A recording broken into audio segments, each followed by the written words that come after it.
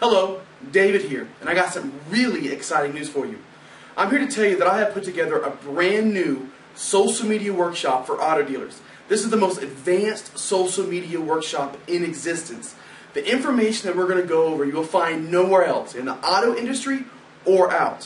What we're planning on doing is we're planning on doing a 2-day workshop for auto dealers. It will be very, very comprehensive from intermediate to advanced. What that means, if you don't know how to put up a status update on Facebook or don't know how to put in a tweet, this isn't the workshop for you. But for those of you that want to take your social media to the next level, this is going to be a complete blueprint for social media success. Here, let me show you a little bit of the information that you're going to learn at this workshop. Now, let's talk about social media in general and what social media is. Social media is a way to connect with and build a community with the people in your neighborhood. It's all about creating word of mouth and creating customer loyalty. Let me show you this real quick. If you take a look over here on the board behind me, you will notice that I have 4 different types of people that will make up your community. You have consumers, engagers, influencers, and brand ambassadors. Now really quickly, consumers are the people in your community that just will consume your content. What I mean by that is they will read your blog posts, they'll read your status updates, maybe they even see your tweets, but they don't share it. They don't engage with it. They're just consuming what you put out there. Now these people make up roughly about 80 to 90% of the people online. So don't be too upset if you don't have a lot of people engaging you. Now the second type of people that make up your community are what I call engagers. These are the people that will engage with your content. They'll retweet your tweets. They will like your status updates, or maybe they'll even put a comment or two in them. Those are engagers. The third level are what I refer to as influencers. These are the people that will influence other people to come to your community. They'll influence other people to come to your Facebook page, and they may or may not tell people about the dealership in general. That is reserved for what I refer to as brand ambassadors. These are the type of people that you want to create. A brand ambassador, the biggest difference between a brand ambassador and influencer is a brand ambassador feels that they are part of the dealership. What I mean by that is if they're standing in line at Walmart, and they hear the person in front of them say something about them wanting to buy a car, they will stop that person. They will tell that person to go to your dealership. They'll tell that person to get their service at your dealership. The brand ambassador is the person that will tell everybody they know. They'll create blog posts. They'll create videos. They'll tell everybody to come see you. That's the brand ambassador. But how do you create brand ambassadors? Especially considering about roughly 2% of the online community, 1 to 2% will become brand ambassadors.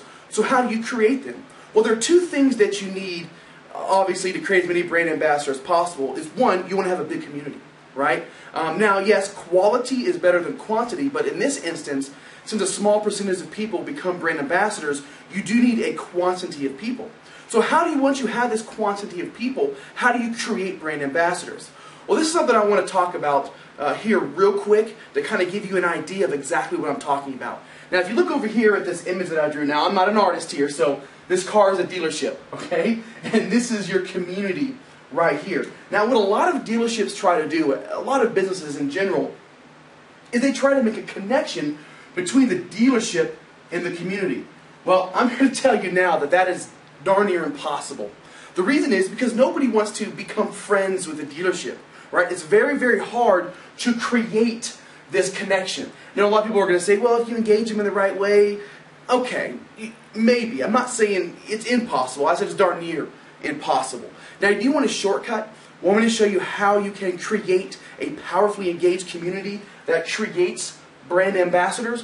What you do is you locate a cause or a passion that the community is passionate. For instance, it could be schools. It can be some other kind of charity. It could be sports. But what you do is you connect the dealership with a passion, something the community is excited about, right? So what happens is you connect with this passion. Maybe it's sports. You share all this information about local sporting events. You get people who are excited about it, and people are coming to your Facebook page to communicate with you around this passion. So you make the connection between the dealership and the passion, right, and the community and the passion, and you'll start noticing a dynamic that wasn't there before. That's how the connection between the dealership and the community is formed. It's formed because there is a connected purpose between the dealership that is above and beyond selling cars or selling service. Now that's the secret. You're not out there telling anybody about what you do. Let's face it, they know that you're ABC Ford, you're ABC Honda. They know this. You don't have to come out there and tell them every single day that you sell vehicles. You don't have to do it. So you go out there and you connect with somebody the community is passionate about. So now that you have your community, right, and it's growing, and this passion, everyone is connecting around a common cause, there are 3 types of connections that must happen in order to form a truly cohesive community. Now obviously the first and most important, the second most important one, is going to be the connection between employee and community. Now it's really important to note that the difference between traditional advertising and social media is that traditional advertising was all about marketing the business, where social media is all about marketing the people of the business, and that makes all the difference. So the connection has to happen between employee and community. Okay, there has to be named people in that community, not just some nameless person that is updating Facebook, but somebody that people know, like, and trust. All right, the second type needs to happen between employee and employee.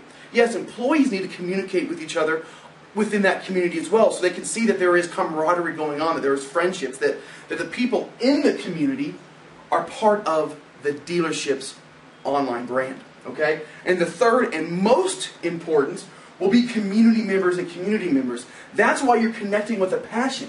Because while you're connecting with a passion, community members will start to talk to each other. They'll start to connect with one another. Now, if you want to learn more about this process and how you find the community, how you generate these 3 types of connections, and how you create a massive amount of brand ambassadors, all you have to do is go to nextgendealer.com, click on the banner in the top right-hand corner, and learn more about the upcoming 2-day social media workshop that I will be hosting. I'll see you there.